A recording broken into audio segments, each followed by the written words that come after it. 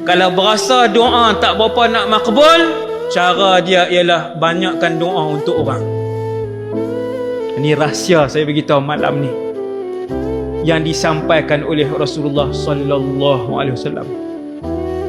Doa kamu untuk saudara kamu. Kamu tak kenal dia, dia bukan bos kamu, dia bukan janjikan harta untuk kamu, projek untuk kamu, tapi kamu doa dia istiqamah. Tengok muka dia, kita berdoa, wahai Allah, wahai Tuhan, bukalah pintu hati dia untuk main masjid. Kata Rasulullah, doa satu muslim kepada muslim yang lain tidak ditolak oleh Allah, sebab tak ada kepentingan.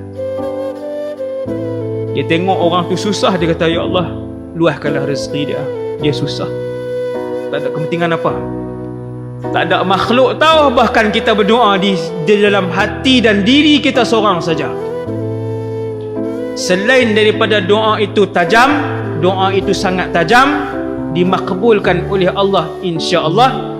Selain itu, kata Rasulullah, doa dan kebaikan itu juga kembali kepada orang yang mendoakan.